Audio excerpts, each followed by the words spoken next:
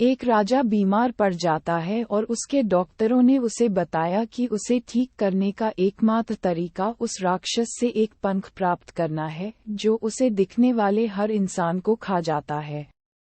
उसकी प्रजा में से कोई भी राक्षस के पंखों की तलाश में जाने को तैयार नहीं है, जब तक कि एक परिचारक बहादुरी से जाने के लिए तैयार न हो जाए। आदमी को बताया जाता है कि राक्षस एक पहाड़ की चोटी पर एक गुफा में रहता है।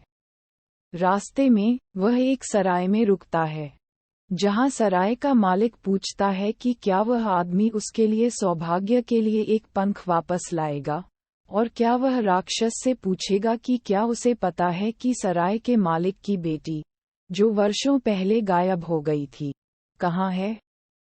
होना आदमी सहमत हो जाता है और अपने रास्ते पर चला जाता है।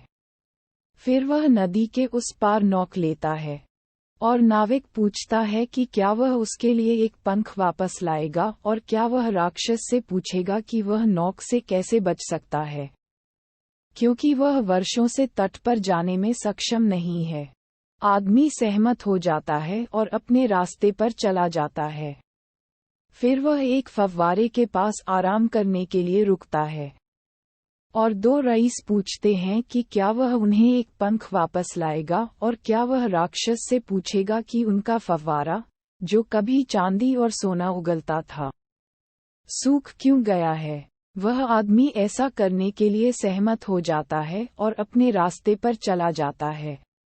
इसके बाद वह एक मठ में रुकता है, जहां भिक्षु पूछते हैं कि क्या वह उनके लिए भी एक पंख वापस लाएगा, और क्या वह राक्षस से पूछेगा कि ऐसा क्यों है कि पिछले 10 वर्षों से भिक्षुओं के बीच इतनी कलह है।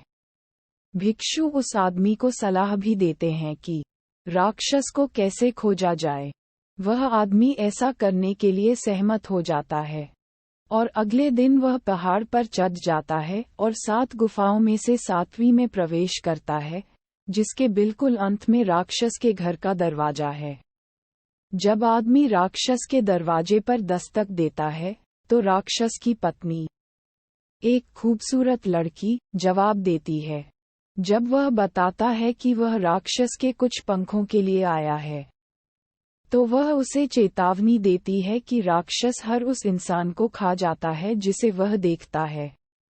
लड़की उसे पंख प्राप्त करने में मदद करने और उसके प्रश्नों का उत्तर देने के लिए सहमत हो जाती है, ताकि वह राक्षस से बच सके, जिसे वह बर्दाश्त नहीं कर सकती। जब राक्षस घर आता है, तो आदमी बिस्तर के नीचे छिप जाता है, और लड़की राक्षस को रात का खाना परोसती है। जब लड़की और राक्षस बिस्तर पर जाते हैं और राक्षस सो जाता है, तो लड़की उसका एक पंख उखाड़ती है और उसे बिस्तर के नीचे आदमी को सौंप देती है। जब राक्षस आउच के साथ जागता है, तो लड़की बताती है कि वह सपना देख रही थी कि मठ में भिक्षु पिछले 10 वर्षों से एक दूसरे से लड़ रहे थे। राक्षस ने जवाब दिया कि भिक्षुओं में कलह है क्योंकि शैतान उनके बीच पुजारी के वेश में रह रहा है। जब राक्षस फिर से सो जाता है, तो लड़की उसका एक और पंख तोड़ती है और उसे बिस्तर के नीचे आदमी को सौंप देती है।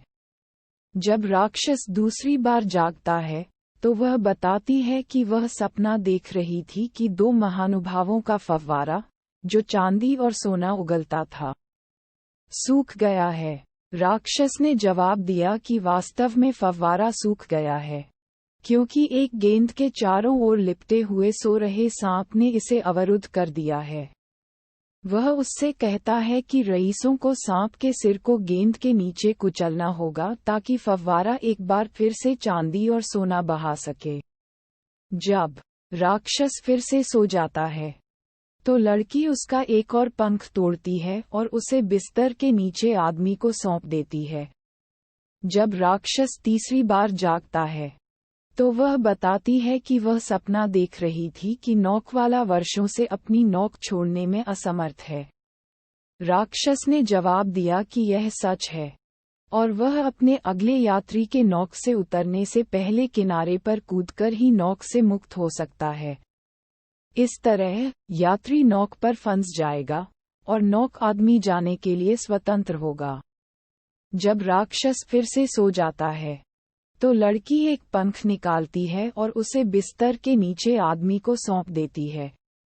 जब राक्षस चौथी बार जागता है तो वह बताती है कि वह सपना देख रही थी कि सराय के मालिक ने अपनी बेटी को खो दिया है और उसने उसे वर्षों से नहीं देखा है।